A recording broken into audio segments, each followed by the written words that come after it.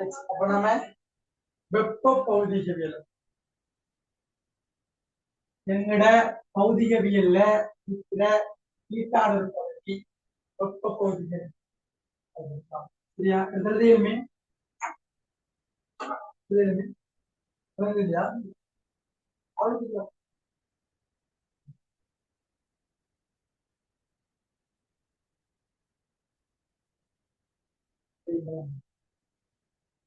கொஞ்சம் பின்னோம் ஓகே தானே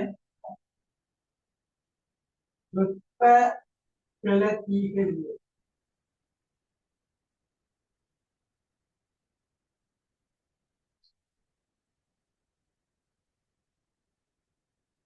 உங்களுக்கு தெரியும் இதுல ரெண்டு கான்செப்ட் இருக்கும் ஒன்று வெப்பம் இன்னொன்று வெப்பநிலை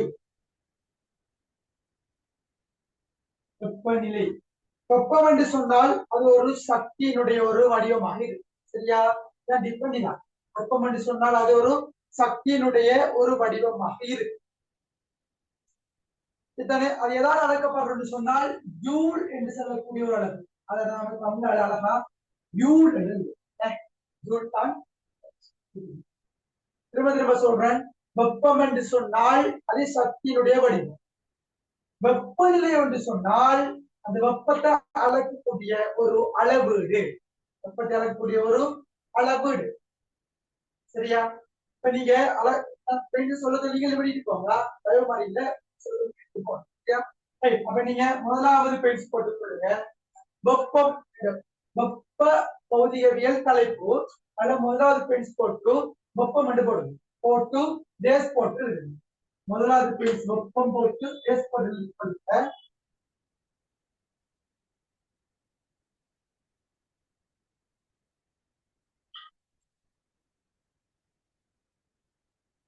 எழுதுங்க இது சக்தியின் ஒரு வடிவம்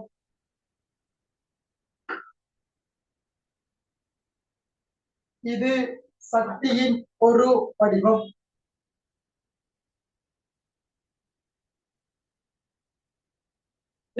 இன்வெர்ட் கமாக்குள்ள ஜூல் போட்டு தமிழால யூல் இனால் அளக்கப்படும்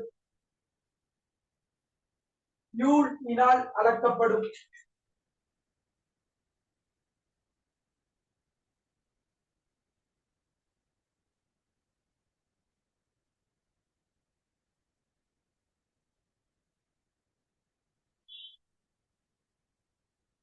அடுத்தது வெப்பநிலை என்று போட்டு இரண்டாவது பாயிண்ட் வெப்பநிலை என்று போட்டுட்டு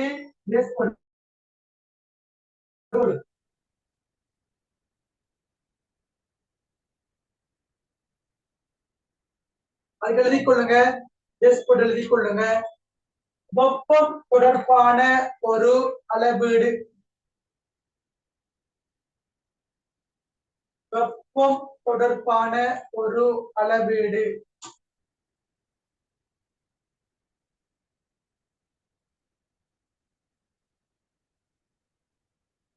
நம்ம ஒரு டொட்டு போட்டுக் கொள்ளுங்க அதுக்கு வெப்பநிலை என்பது வெப்பநிலை என்பது வெப்பநிலை என்பது ஒரு பொருள் ஆக்கப்பட்டுள்ள வெப்பநிலை என்பது ஒரு பொருள் ஆக்கப்பட்டுள்ள துணிக்கை கொண்டிருக்கும் வெப்பநிலை என்பது ஒரு பொருள் ஆக்கப்பட்டுள்ள துணிக்கை கொண்டிருக்கும் சராசரி இயக்க சக்தி தொடர்பான அளவீடு சராசரி இயக்க சக்தி தொடர்பான அளவீடு ஆகும் விளங்குதானே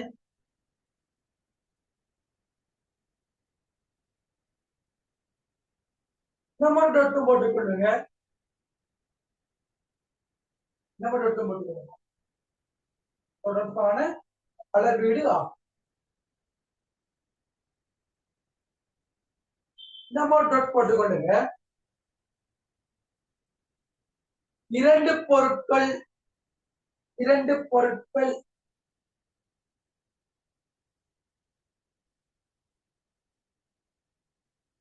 வெப்ப தொடுகையில் உள்ள போது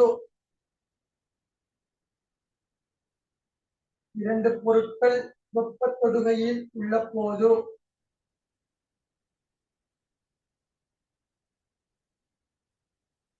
அவற்றுக்கிடையில்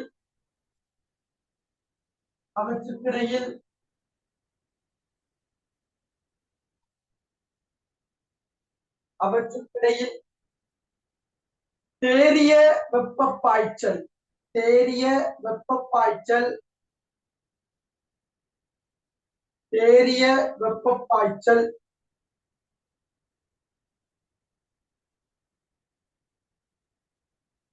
நிகழுமா என்பதை தீர்மானிக்கும் கேள்வி.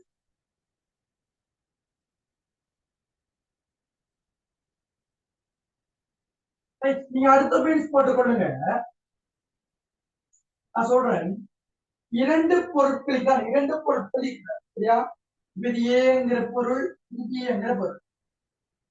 அந்த இரண்டு பொருட்களும் ஒட்டி இருக்குது அப்படின்னு சொன்னால் வெப்ப தொடுகையிலே, சரியா? அந்த இரண்டு பொருட்களும் வெப்ப தொடுகையில இருக்கும் பொழுது ஏயிலிருந்து பிக்கோ பியிலிருந்து ஏக்கோ வெப்பம் பாயல. என்ன சொல்றோம் விளங்குதா? ஒரு பொருள் ஏங்கிற ஒரு பொருளும் இயக்கிற பொருளும் வெப்ப தொடுகையில் இதையும் ஹீட்டாக்குறோம் ரெண்டையும் ஒட்டி வைக்கிறோம். ஒட்டி வச்சு போட்டு பார்க்கிறோம், இங்க இருந்து இங்கேயும் இங்க இருந்து அங்கேயும், அதாவது ஏல இருந்து பிக்கும் பில இருந்து ஏ எந்த விதமான ஒரு வெப்ப பாய்ச்சலும் இல்லை. எந்த ஒரு வெப்ப பாய்ச்சலும் இல்லைன்னு சொன்னா இந்த இரண்டு பொருட்களையும் சொல்லுவோம் வெப்ப சமநிலையில் உள்ளதுன்னு சொல்லுவோம். என்னது? வெப்ப சமநிலையில் உள்ளது என்று நாம சொல்லுவோம். அதைத்தான் அதை ஆராய்ந்து பார்க்கிற நேரத்தில் தான் வெப்ப இயக்கவியலின் பூச்சிய விதி என்ற ஒன்று உருவாக்கப்படுது. சரியா? நீங்க பெண் சொல்லப்படல, இது முக்கியமான பெயின்ஸா எழுதிக் கொள்ளுங்க.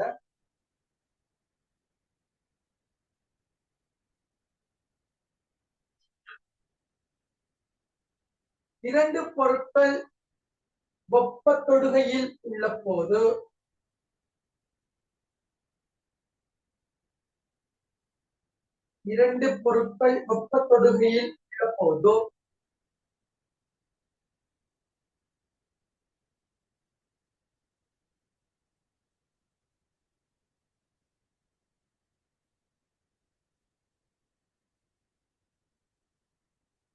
போது அவற்றுக்கிடையே தேறிய வெப்ப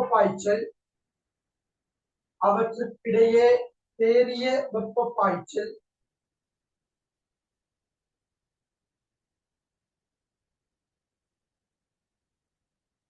இல்லை எனில், வெப்ப பாய்ச்சல் எதுவும் இல்லை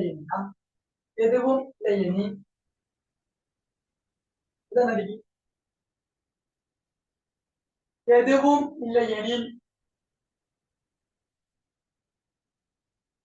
அவ்விரு பொருட்களும்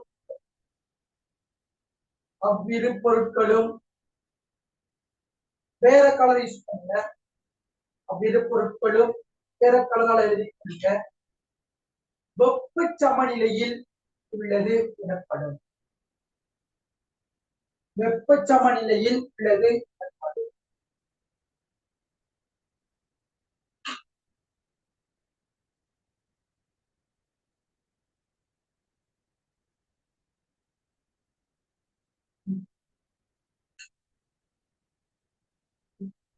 Zero law of heat dynamics. அடுத்த ஒரு ஹெடிங் போட்டுக்கொள்ளுங்க. வெப்ப இயக்கவியலின் பூச்சிய விதி. Zero law of heat dynamics. வெப்ப இயக்கவியலின் பூச்சிய விதி. Zero law.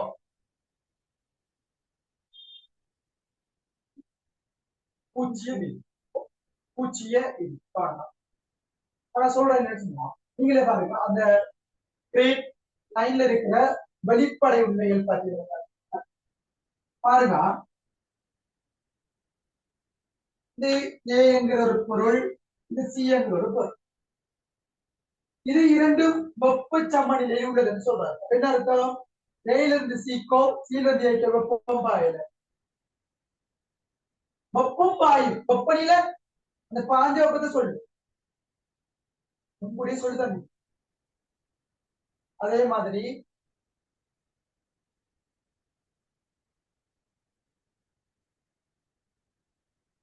அப்ப இந்த இரண்டு பொருளும் வெப்ப சமநிலையில் உள்ளதுன்னு சொல்றாங்க. அதே மாதிரி நம்ம ஒரு கான்செப்ட், இது பி, இது சி.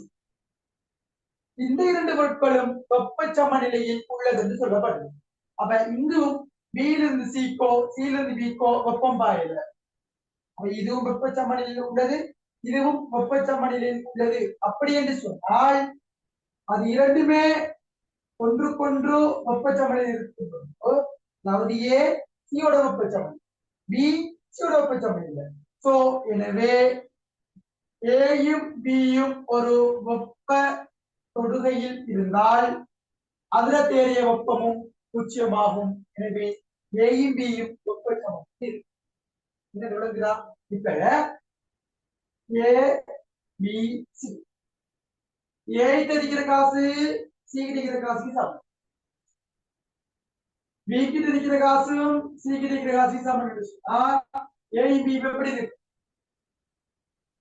இப்ப ஏ 50 ரூபாய் இருக்குன்னா சிக்கு 50 ரூபாய் இருக்காம சொல்றாரு. திரும்ப பிக்கு இருக்கிற சொல்லி சிக்கு இருக்கிற சமம் சொன்னா பி மெத்துல இருக்கு 50 ரூபாய் இருக்கு. எனவே ஏயும் பி எவ்வளவு கொண்டிருக்கிறார்? 50 ரூபாய். வெளிப்படை உண்மை ஒன்று.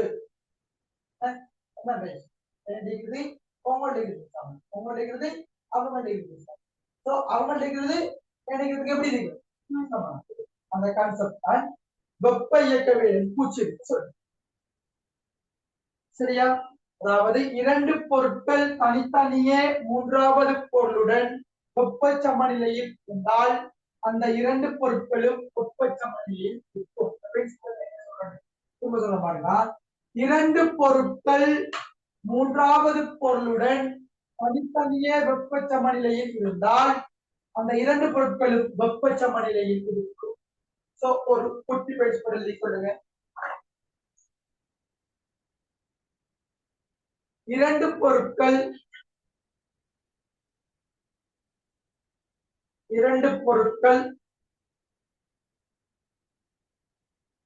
மூன்றாவது பொருளுடன்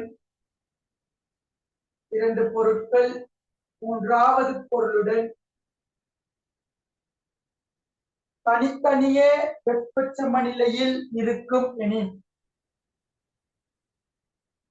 தனித்தனியே வெப்ப சமநிலையில் இருக்கும் எனில், வெப்ப சமநிலை என்ன தெரியும் தானே? எஸ், அங்க நீங்கயோ இங்க நாங்கயோ வெப்பம் பாயல. வெப்பநிலை பாயுமா? வெப்பநிலைக்கு இன்னும் ஒரு இதுவும் இருக்கு, சூடு அல்லது குளிர் அளவிடுதல். என்ன வெப்பநிலை அப்படின்னு சொல்லி வெப்பம் பாயும். அந்த பாயத்தை சொல்றதுக்கு பேர் தான் என்ன சொல்றேன்? வெப்ப நிலை. இரண்டு பொருட்கள் மூன்றாவது பொருளுடன் தனித்தனியே வெப்ப சமநிலையில் இருக்கும் எனில் சம பொறுத்து இதன் எழுதுங்க. அந்த இரண்டு பொருட்களும் தமக்கிடையே அந்த இரண்டு பொருட்களும் தமக்கிடையே அந்த இரண்டு பொருட்களும் தமக்கிடையே வெப்ப சமநிலையில் இருக்கும். வெப்ப சமநிலையில்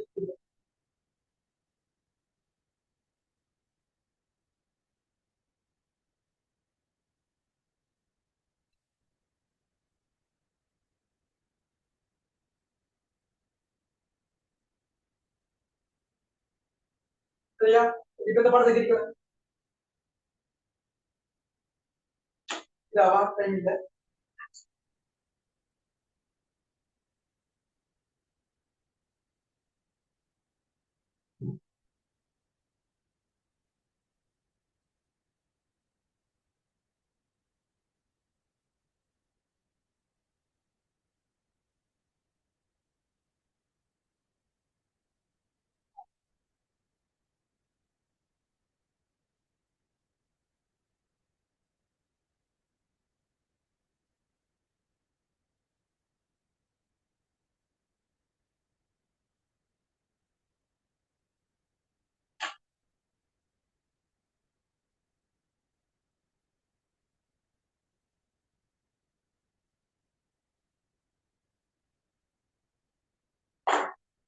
அடுத்த பாருங்க. இப்ப இந்த வெப்பம் தொடர்பான ஒரு கான்செப்ட், வெப்பநிலை தொடர்பான அளவீடுகள் இருக்குதானே. ஒரு வெப்பமானி எடுத்துக்கணும், சரியா? அந்த வெப்பமானியை நாம் எடுத்துக்கொண்டோம்னு சொன்னா, அந்த வெப்பமானி வந்துட்டு ஒரு கீழுக்கு ஒரு புள்ளியை கொண்டிருப்பாரு, ஆக மேலுக்கு ஒரு புள்ளியை கொண்டிருப்பாரு. அந்த வெப்பமானியில என்னதான் வெப்பம் அந்த புள்ளிக்கு கீழே குறைஞ்சாலும் அந்த புள்ளியை தான் வந்தானே. என்னதான் வெப்பம் கூடினாலும் அந்த மேலுக்கு எப்படி தான் திருமா ஒரு தராசு 10,000 வரைக்கும் தான் அளக்கும் என்று சொன்னா 11,000 போட்டா 11 மீட்டர் காட்டுமா? காட்ட மாட்டோம். அப்ப நம்ம ஆட்கள் நினைக்கிறது போன்ல சார்ஜரை போட்டுட்டு ஆகுற 100 இருக்கு. அப்ப 100 100 தான் ஏறும். கொஞ்சம் பேர் நினைக்கிறேன் இன்னும் போட்டா பக்கத்தால ஏறும், இன்னும் 100 பாதி வரும். அதே மாதிரி தான் ஒரு எல்லா அளவீடுகளும் ஒரு ஸ்டேண்டர்டான ஒரு பாயிண்ட் இருக்கு. அது கீழுக்கு ஸ்டாண்டர்டான ஒரு புள்ளியாக இருக்கலாம், மேலுக்கும் ஒரு ஸ்டாண்டர்டான ஒரு புள்ளியாக இருக்கு. அதாவது மாறாத 2 புள்ளிகள் காணப்படும், ஒன்று மினிமம், இன்னொன்று மேக்ஸிமம். அந்த இடத்துல இப்ப சொல்லத்தானே வேணும். அதே மாதிரி நம்ம ஹீட் கான்செப்ட்லயும் என்ன செய்யுது, அதே மாதிரி 2 புள்ளிகள் காணப்படும். ஒன்று இந்த கீழுக்கு இருக்கிறதால எவ்வளவு சொல்லுவோம், கீழ் நிலைத்த புள்ளி. கீழ் கவனமா நிலைத்த புள்ளி, நிலைத்த புள்ளி. அதே மாதிரி மேல் நிலைத்த புள்ளி. எப்பொழுதுமே கீழுக்கு 0 பாவிட்டார் வயசு. மேல் நிலைத்த புள்ளி 100 வயசு. இது பனிக்கட்டியாத வெப்பநிலை, இது நீர் கொதிக்கிற வெப்பநிலை. மேல் நிலைத்த புள்ளி, சரி, மேல் நிலைத்த புள்ளி. இந்த படத்தை போட்டுட்டு இப்ப தலைப்பு போடுங்க, தலைப்பு போட வேண்டாம், அந்த படத்தை போட்டுட்டு கொழுசொன்று போட்டுக் கொள்ளுங்க. மேல் நிலைத்த புள்ளி அது இருக்கும்.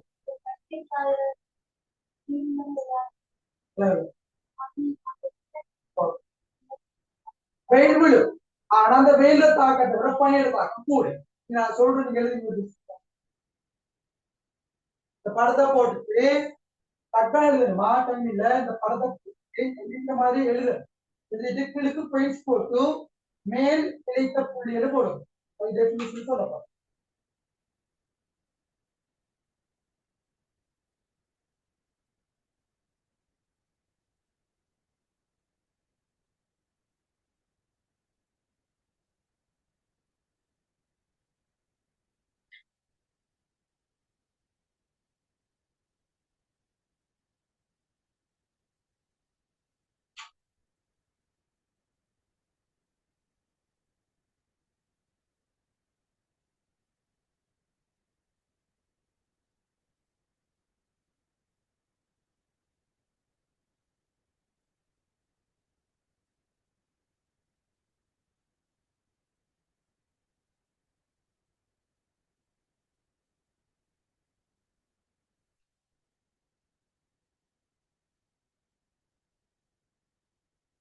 சரியா? அப்ப மேல் நிலைத்த புள்ளி என்று போட்டு டேஸ் போட்டு எழுதி கொள்ளுங்க.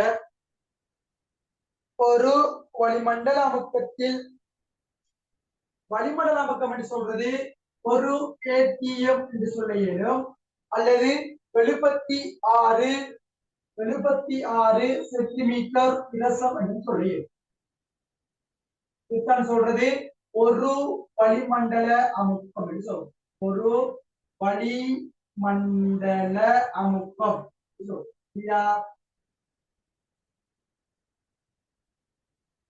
எழுதிக் கொள்ளுங்க.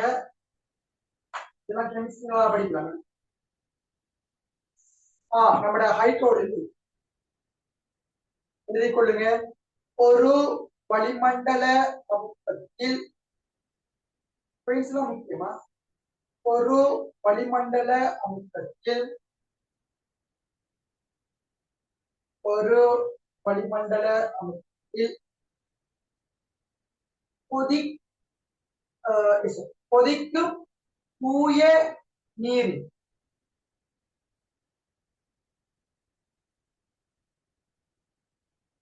கொதிக்கும் தூய நீரின் வெப்பநிலை கொதிக்கும் தூய நீரின் வெப்பநிலை உங்களுக்கு விளங்கியிருக்கும் 100 பாகையில தண்ணி கொதிக்கும் 0 பாகையில தண்ணி கட்டிய உடைய தொடங்கும் உடைஞ்சிருமா உடைய தொடங்கும் மேலுக்கு படலங்கள் வந்து தெரியும் 4 பாகையில உயரடுக்கு 4 அதுல அப்படிதான் 4 பாகையை விட குறையும் போது அடர்த்தி என்ன செய்யணும் கூடல் ஆனா அடர்த்தி இன்னமும் குறைஞ்சி பனிக்கட்டிலும் பளிங்கு சாளரத்தை உருவாக்குகிறது 4 வகையில குறையும் என்று சொல்றாரு குறைபது வரும் தானே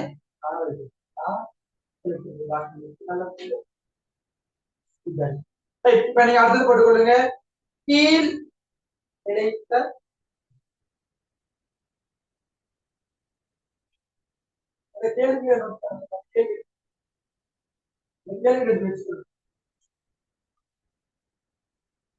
கீழ் நிலைத்த புள்ளி என்று பொறுத்து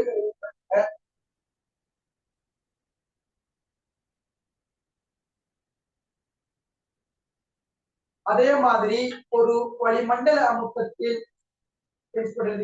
ஒரு வளிமண்டல அமுக்கத்தில்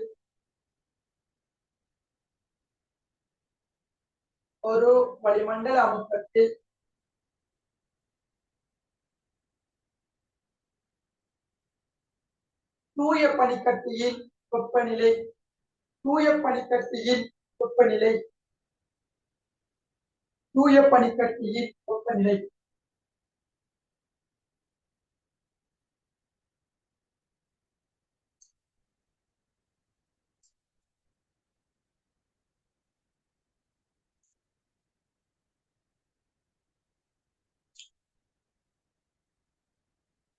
ஒரு ஹெடிங் போடுங்க வெப்பநிலை அளவு திட்டம்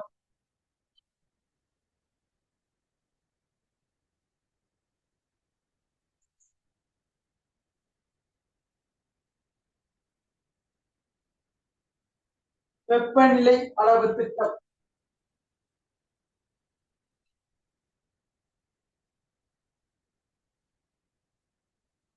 உங்களுக்கு தெரியுமா எத்தனை வெப்பநிலை அளவு திட்டம் 4 இருக்கு இல்லையா ஆனா 1 அவுட் ஆஃப் சிலர் சரிதானே என்ன அந்த 4 சொல்லிடுமா என்னது செல்சியஸ் ஃபாரன்ஹைட் கெல்வின் பார்த்து சொன்னா விளங்கி சொன்னா 1 0 அதாவது பாகை சொன்னானே அடுத்தது ஃபாரன்ஹைட் அது என்னது ஃபாரன்ஹைட் அடுத்தது கெல்வின் என்னது கெல்வின் அடுத்தது ரோமர் என்னது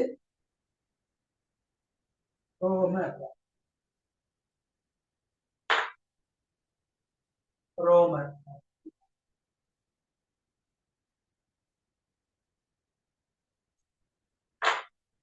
இப்ப எங்களுக்கு தெரிஞ்ச வெப்பநிலை அளவு திட்டம் வந்துட்டு 4 நீங்க சொல்லுவீங்க இப்ப நான் இதுலதான் எல்லாம் விளக்கதே முடியும் இதுக்கு பயிற்சி வந்துட்டு நிக்க மாட்டேன் இங்க அழகா கண்ணும் கருத்துமலா பார்த்தா சரி கண்ணும் கருத்து எச்சக்கண் வாங்க நம்ம பார்த்துட்டு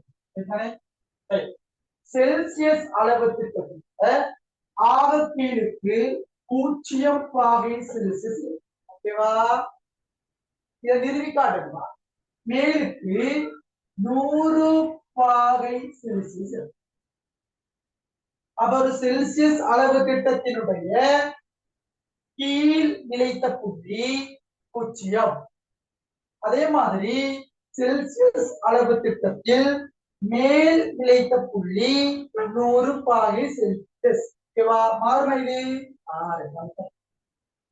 ஃபாரன்ஹைட் என்று சொன்னால் எப்பொழுதுமே அவர் கீழ் நிலைத்த புள்ளி 32 அதே மாதிரி எப்பொழுதும் அவர் மேல் நிலைத்த புள்ளி 212 உன்னாயம் பாக்குற மாதிரி தான் இல்லையா? படிச்சதுதான் 212 அங்கே படிச்சது நம்ம ஒலிம்பிக் பரனைட் அளவு திட்டத்தில் கீழ் நினைத்த புள்ளி என்ன என்று கேட்டா என்ன நினைத்த மாதிரி கேட்டாங்க. 32 பரனைட் சொல்லு. இப்ப ஒரு ஐஸ் கட்டி இன்னும் ஒரே தண்ணி மைனஸ்ல இருக்கும். நான் உதாரணத்துக்கு சொல்றேன். ஒரு 0 பாகையில ஒரு தண்ணி இருக்குமா? இந்த வாய்ப்பு 8A32 அப்படி இருக்கு. ஏதோ கான்செப்ட் இருக்கும். 0 பாகை தண்ணிக்குள்ள வெப்பமானியை வச்சு பார்க்க. என்ன வெப்பமானி? செல்சியஸ் வெப்பமானியை வச்சு பார்த்தா 0 காட்டுது. அடே தண்ணி, இந்த தண்ணி 0 பாகை என்று சொன்னா செல்சியஸை வச்சு பார்த்தா என்ன காட்டும்? 0 காட்டும். காட்டுமா காட்ட மாட்டேன். இப்ப செல்சியஸ் வெப்பமானியை வச்சு பார்த்ததால 0 காட்டும். தண்ணி 0 தானே. அதுவே பரனைட்டை வச்சு பார்த்தா 0க்கு பதிலா பரனைட்ட பெருமானம் என்ன? 38. அப்படின்னா 38 என்ன சின்ன விளங்கானா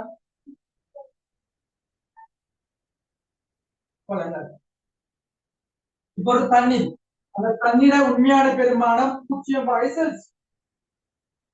செல்சியஸ் என்று சொன்னா செல்சியஸ் வெப்பமானியை கொண்டு போயிட்டு தண்ணிக்க வச்சா 0 காட்டும். அதுவே பரனைட்டை கொண்டு போயிட்டு வச்சா பரனைட்டுக்கு 0க்கு சமன் எது? 32 காட்டும்.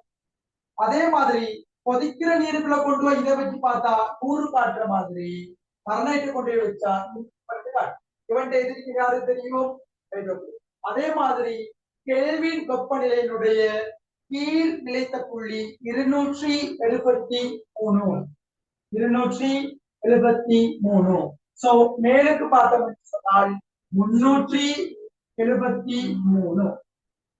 அதே மாதிரி ரோமருக்கு பெஸ்டுக்கு 0 ரோமர், ஆக மேலுக்கு 80 ரோமர். விளங்குதா? இப்ப நான் ஒரு கேள்வி அந்த மேடத்துக்கு ஒரு கேள்வி. மேடம் பாருங்க, ஒரு தண்ணி இருக்கு சரியா? ஒரு தண்ணி, அந்த தண்ணி 80 ரோமரை காட்டுதுன்னு சொன்னா அது செல்சியஸ் அளவு திட்டத்துல என்ன அது வெப்பநிலை?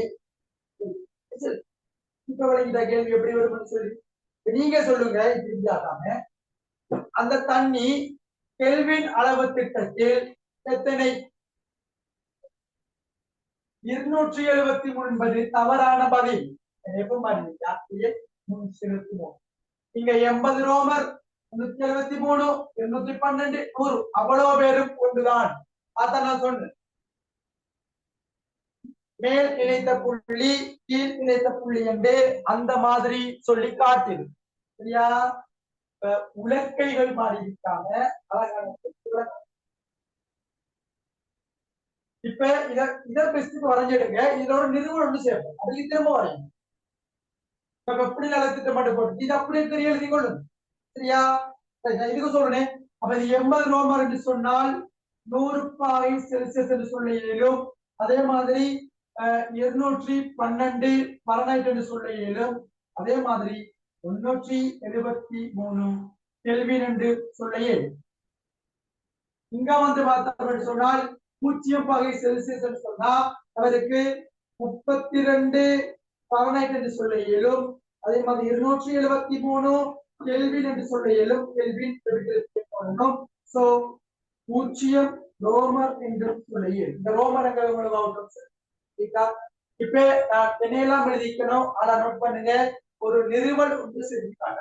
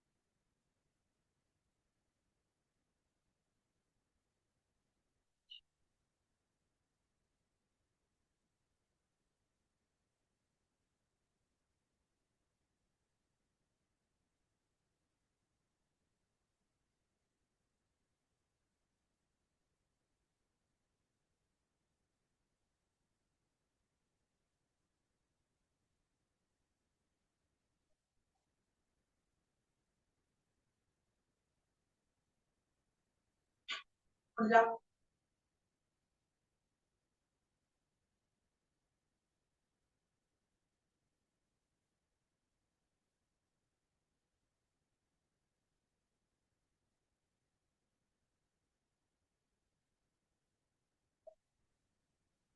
அந்த கேள்வி டூட் எடுத்தீங்க.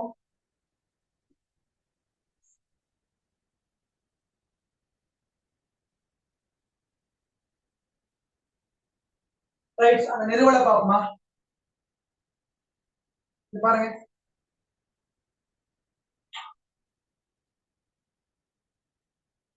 ரைட். இப்ப நான் நிறுவனம் செய்யப்பட பாருங்க, இதை வச்சுட்டே ஒரு நிறுவனம் செய்யப்படுறேன். அதாவது பாடமாக்குறல விளங்குற மாதிரி பாருங்க.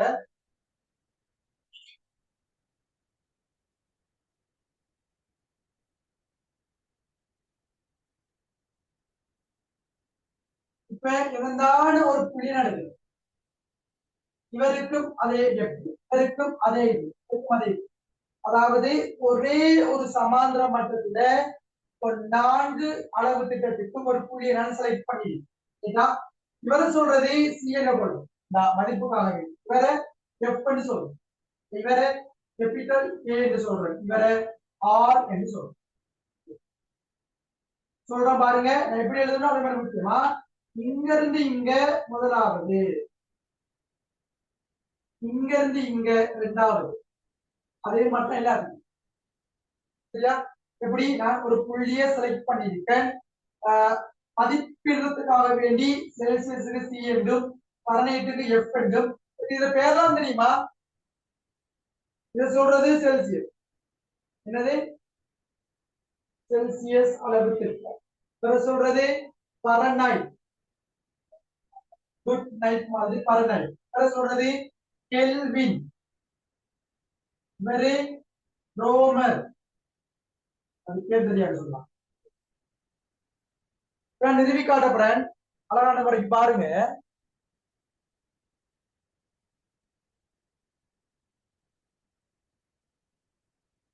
சரி பாருங்க,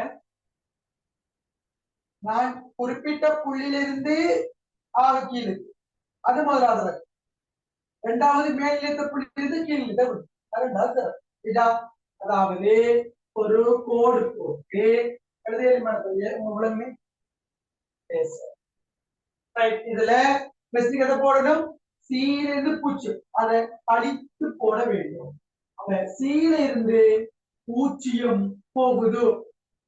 அதே மாதிரி கீழுக்கு இரண்டாவது என்ன செய்யணும், 100ல இருந்து எதுல பூச்சியம் போகுது, அது சமனா இருக்கும் யாருக்கு என்று சொன்னால் இங்கேயும் அதே மாதிரிதான், இவரு ஒன்று அவர் 2 சரியா? மூணாவது என்ன வரும், ஒரு போட்டு எஃப்ல இருந்து 32 கழிக்கணும். அதே மாதிரி 212ல இருந்து 32 கழிக்கணும். அது சமனா இருக்கும் யாருக்கு, இங்க. அதே மாதிரிதான் கையில இருந்து 273 கழிக்கணும். அதே மாதிரி 373ல இருந்து 273 கழிக்கணும். அது சமனா இருக்கும் யாருக்கு என்று சொன்னால் 6ல இருந்து 0 கழிக்கணும். அதே மாதிரி 80ல இருந்து 0 கழிக்கணும். இதை நாம சமப்படுத்துவோம், சரியா? சமப்படுத்துவோமா? சீல இருந்து 0 போன எத்தனை, சி தான். 100ல இருந்து 0 போனாலும் 100 தான். எஃப்ல இருந்து 32 போனா 32 தான். கீழுக்கு 112ல இருந்து 32 போன எத்தனை, 180 சமன். 7ல இருந்து 273 போன எத்தனை, கே மைனஸ் 273, கே போல கேபிட்டல் கே போல, சரியா? இங்கே போல போடலாம். கீழுக்கு 373ல இருந்து 273 போனால் 100 சமன். 6ல இருந்து முட்டை போனா 6 தான், 80ல இருந்து முட்டை போனா 80 தான். இல்லை, இன்னும் சுருக்க முடியும். இன்னும் சுருக்கினால் சுருக்கி நடத்தல் சீன் கீழ் 100 இது செய்யலுமா, அப்படி போடுவோம் சமன். அப்படி கந்தகம் ரைட் ஒரு முட்டை ஒரு முட்டை ஒரு முட்டை ஒரு முட்டை அப்படி முடி விடலாம் ஒரு முட்டை வெட்டுங்க வெட்டுங்க வெட்டுங்க வெட்டுங்க இப்ப எல்லாத்தையும் ரெண்டால வெட்டி கொள்ள இயலும் அதுக்கு திருக்கி 10 20 10 அப்ப ரெண்டால வெட்டினா இங்க 4 ரெண்டால வெட்டினா 5 ரெண்டால வெட்டினா 9 ரெண்டால வெட்டினா 5 இதுக்கு மேல சுருக்க இயலுமா கையே வைக்கலாம் கமெண்ட் கொடுக்க பார்த்து எடுத்துக்கலாம் கஷ்டமாயிடுது சி இன் கீழ் 5 சமன் f மைனஸ் 32 கீழ் 9 சமன் k மைனஸ் 273 கீழ் 5 சமன் போகுது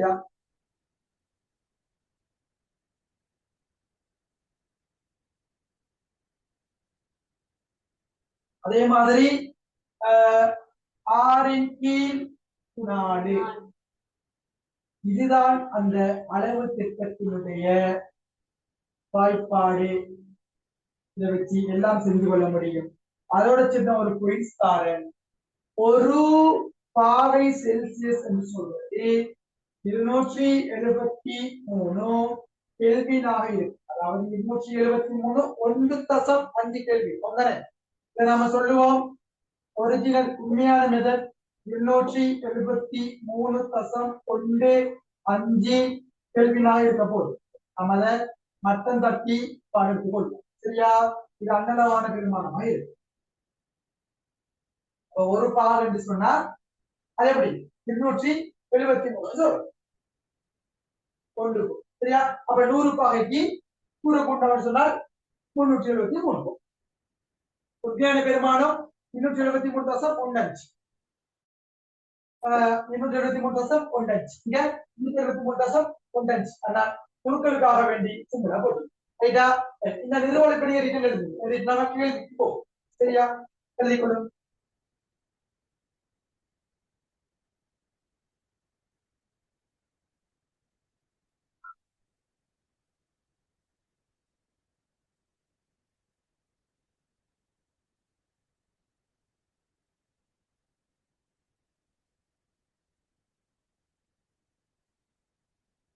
விலகி நோட் பண்ணுங்க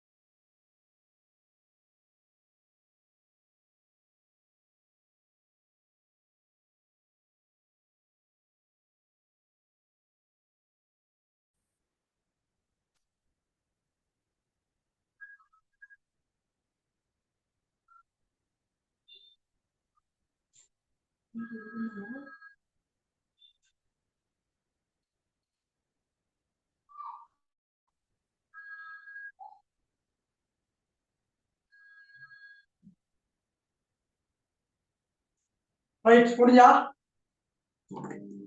முடிஞ்சாடிக்கா எங்கடிக்கா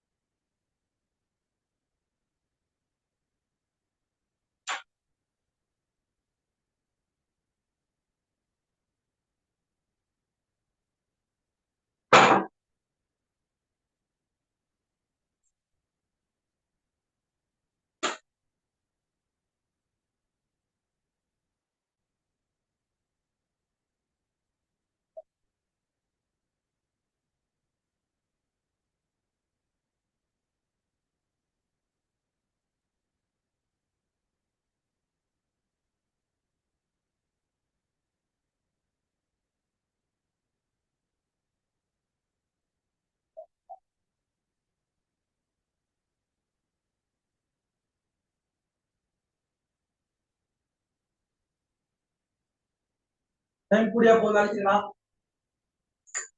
திட்டுட்டீங்க தானே எழுதிட்டீங்க தானே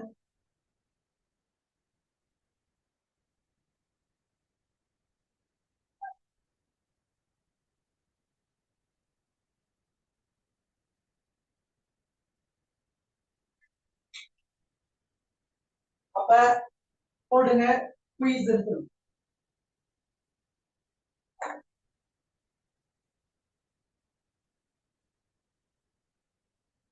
குயிஸ் நம்பர் 1 அவர் தாராரு பின்வரும் வெப்பநிலைகளை பூஜ்ஜிய அளவுக்கு பூஜ்ஜிய பாகை செல்சியஸ் அளவுக்கு மாற்று அப்படி இல்ல நான் தாரது இந்த நாளுக்கு மாற்றலாம் நான் வந்து அதை மாற்றாங்க 14 பாகை பரநைட் அப்பதான் டிப்பாகிட்டு போகுது சரியா 14 பரநைட் நீங்க டெஸ்டுக்கு செல்சியஸுக்கு மாத்தணும் கெல்வினுக்கு மாத்தணும் ரோமனுக்கு மாத்தணும் சரியா உங்களுக்கு எது தேவையோ அதை நீங்க பிடிக்கும் இப்ப எப்பல இருந்து டெஸ்டுக்கு எதுக்கு மாத்துவோம் சிக்கு மாத்துவோமா செல்சியஸுக்கு மாத்துவோம் அப்ப இவரான் பரநைட் ஒரு செல்சியஸ் ஒரு ரெண்டு தான் தொடர்பு பிடிக்க போய் இப்ப அவர் ரெண்டு வரையும் பிடிச்சாங்க எழுது எழுதுங்க சி கீழுக்கு 5 சமன் எஃப் மைனஸ் 32 கீழுக்கு 9 ரைட்டா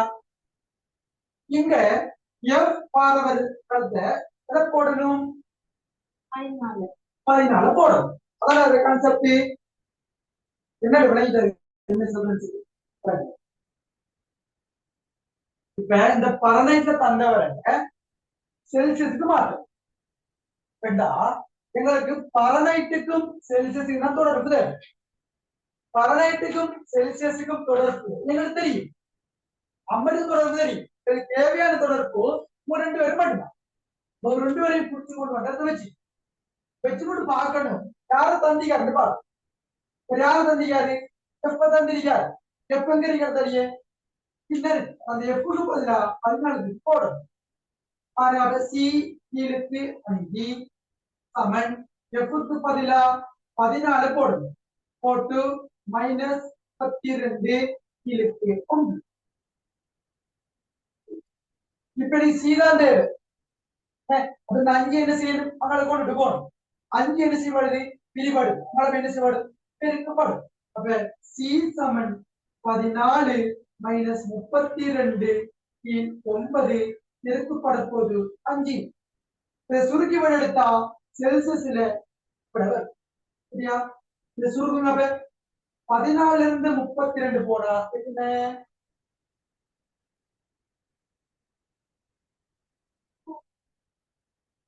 மைனஸ்ல வரும் அது ஒரு என்ன வரும்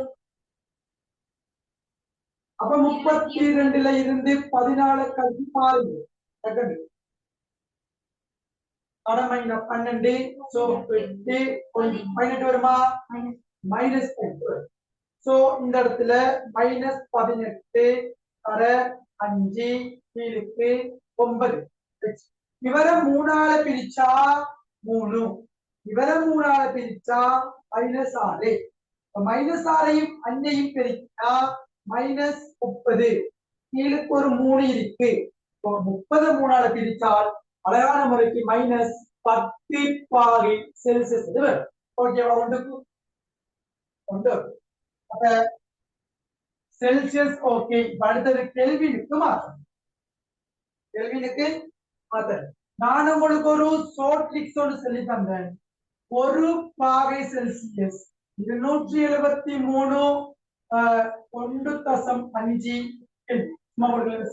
கெல்வின் தானே? நான் சொல்லிதான் தானே? ஒரு பாகை செல்சியஸ் 273 கெல்வின் என்று சொன்னா 1 கூட 273 கூட்டணும்.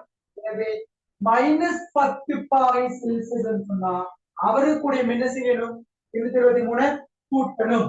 சோ -10 கூட போட்டு 273 கூட்டினோம் என்று சொன்னால் என்ன செய்யும்? 263 பாகை செல்சியஸ் அப்படியா? இல்ல கேள்வி என்ன செஞ்சீங்க? இல்லாட்டி பழமைய மாதிரி பாரனைட்டுக்கும் கெல்வினுக்கும் அல்லது செல்சியஸுக்கும் கெல்வினுக்கும் சுருக்கி பார்த்தாலும் என்ன வரப்போகுது? அப்ப கெல்வின் கண்டாச்சு. இப்ப ரோமருக்கு பார்த்தோம்னு சொன்னால் தெரியும் F-32 பாரனைட் சமன் R/4 தான் பாரனைட்டுக்கும் ரோமருக்கும் இடையிலான தொடர்பு. எப்படி தொடர்பு எடுத்துக் கொள்ளே? அப்ப எஃப்க்கு பதிலா 14 தந்திக்காரு. அப்ப நீங்க எப்படி எடுத்த 14 போட்டு 14 - 38 கீழுக்கு 9 சமன் R கீழுக்கு 4. இப்ப மேலுக்கு கீழே வர சுருக்கினத்துல வரும் -18 வரும். ஒன்றானே -18 கீழுக்கு 9 R/4. சோ இத பிரித்த மட 3ஆல இந்த 3 இத பிரிச்சா அப்ப -R இன் கீழ் 3 சமன் R/4. குறுக்கு பெருக்கம் செய்யணும். 3 தர R 3 R.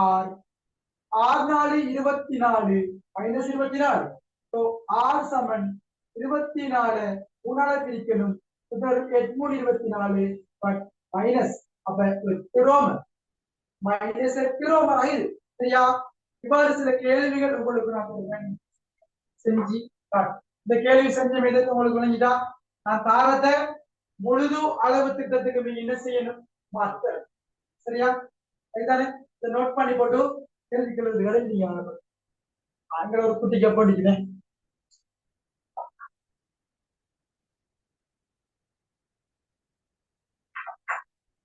இரண்டாவது क्वेश्चन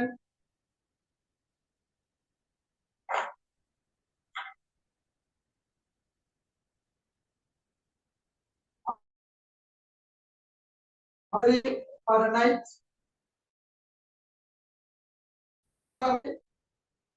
230 Fahrenheit.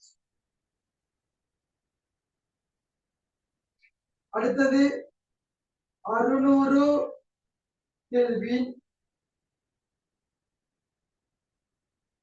அஞ்சாவது 100 கெல்வின்.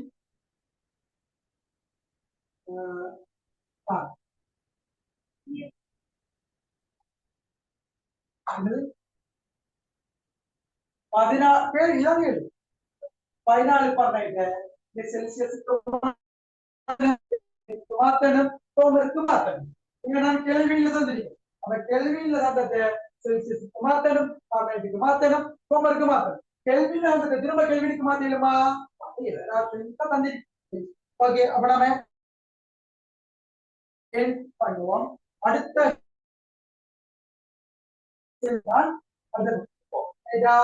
ஒரு எக்ஸாம்பிள் இருந்தால் இது